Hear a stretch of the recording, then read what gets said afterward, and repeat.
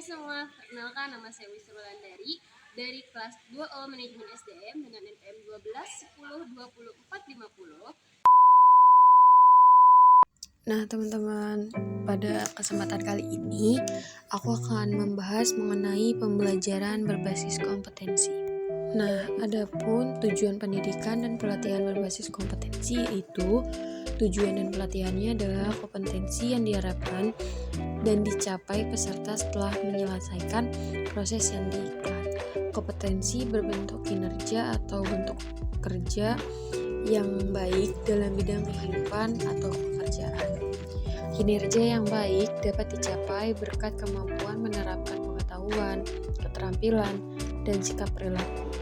Bila digambarkan dengan antara kompetensi, kemampuan dan pengetahuan tampak sebagai yang ada di bawah ini,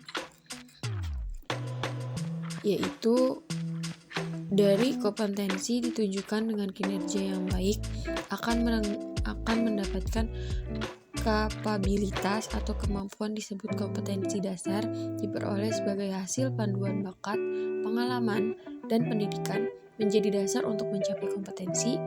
Lalu dari kompetensi itu akan naik lagi menjadi kapabilitas atau kemampuan sebagai penerapan, kombinasi penerapan pengetahuan, keterampilan, sikap perilaku yang akan berdampak dapat pada kapabilitas atau kemampuan disebut kompetensi dasar diperoleh sebagai hasil perpaduan berbakat, pengalaman, dan pendidikan menjadi dasar untuk mencapai kompetensi.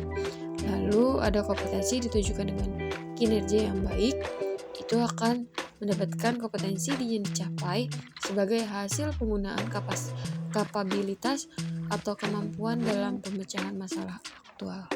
Adapun beberapa kurikulum yang terdapat dalam kompetensi ini, yaitu kompetensi kurikulum berbasis kompetensi, yaitu adalah kurikulum yang ditunjukkan untuk menciptakan tamatan yang berkompeten dan cerdas dalam membangun identitas budaya dan bangsa. Yang kedua, kompetensi yang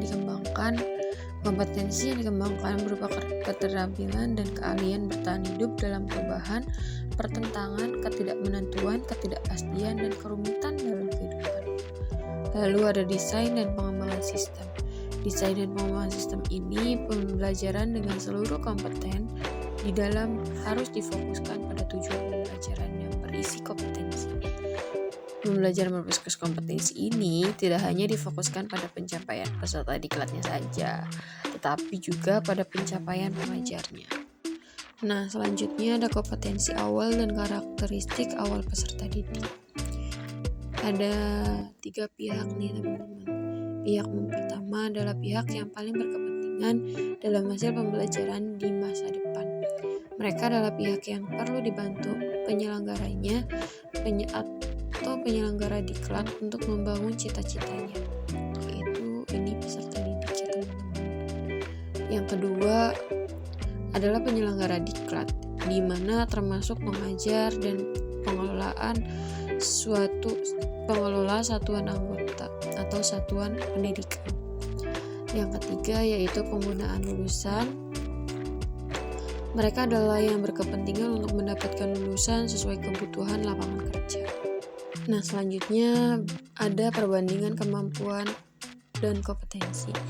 Teman-teman bisa dilihat di tabelnya, ada perbandingan antara kemampuan dalam kawasan pengetahuan, keterampilan sikap atau kompetensi dasar dengan kompetensi. Yang pertama ada kemampuan menjelaskan cara membuat proposal penelitian. Nah, kompetensi yang dimilikinya adalah membuat proposal penelitian yang baik. Lalu yang kedua ada kemampuan cara menulis laporan penelitian. Nah, kompetensinya yaitu hampir mirip, yaitu cuma hanya membuat laporan penelitian yang baik. Lalu yang ketiga, menguraikan cara penggunaan peralatan laboratorium fisika dengan baik. Kompetensi yang dimilikinya adalah menggunakan peralatan laboratorium fisika dengan baik. Jadi, lanjut ke nomor 4, menguraikan cara sopan santun dalam kehidupan masyarakat. Kompetensinya berperilaku sopan santun dalam kehidupan bermasyarakat. Yang terakhir, menguraikan untuk bentuk perilaku gotong royong sesuai ajaran Pancasila. Kompetensinya ada bergotong royong sesuai ajaran Pancasila. Jadi dalam kemampuan dan kompetensi ini sebenarnya hampir-hampir mirip ya teman-teman, hanya yang membedakan adalah caranya saja gitu loh.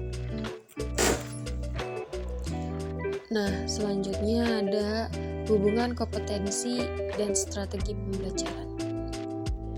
Ada pendesain pembelajaran diharapkan dapat melaksanakan kegiatan secara bertahap, yaitu yang pertama, menentukan tahapan dan langkah kegiatan pembelajaran dengan urutan isi yang diarahkan pada pencapaian kompetensi.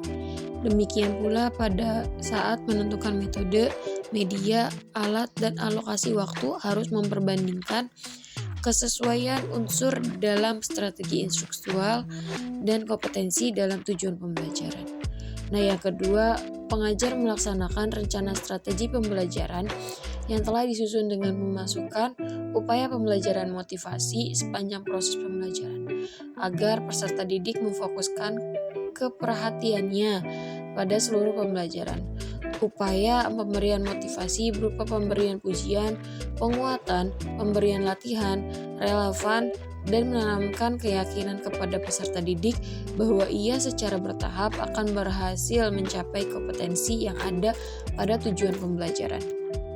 Nah, teman-teman, yang terakhir ada hubungan kompetensi dan pengajar atau fasilitator.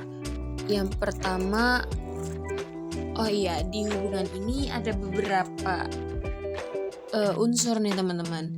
Unsur yang pertama, fasilitator perlu menguasai bahan pembelajaran dengan baik atau sangat baik dengan penguasaan bahan pembelajaran.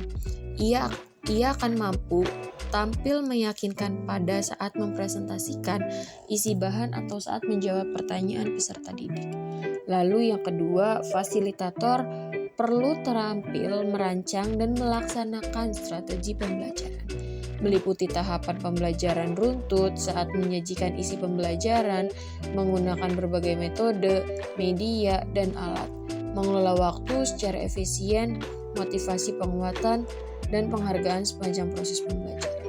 Yang ketiga, fasilitator perlu mampu menggunakan sumber belajar yang tersedia di perpustakaan, peralatan laboratorium, ruang pembelajaran, dan mampu menciptakan sendiri sumber pembelajaran lain jika sumber belajar ideal tidak tersedia. Yang keempat, fasilitator mampu merancang dan menggunakan alat pengukuran yang baik sesuai kompetensi dalam tujuan pembelajaran. Alat pengukuran yang baik dilihat dari fasilitas, reliabilitas, dan kepraktisan penggunaannya. Dan yang terakhir, ada fasilitator mampu memperoleh dukungan tenaga kependidikan dan pengelolaan satuan pendidikan di tempat kerja. Dukungan tenaga kependidikan merupakan penyediaan ruangan, pembelajaran, dan peralatan yang tersedia. Dari pimpinan satuan pendidikan mendapat keleluasaan berkreasi dan berinovasi dalam melaksanakan pembelajaran.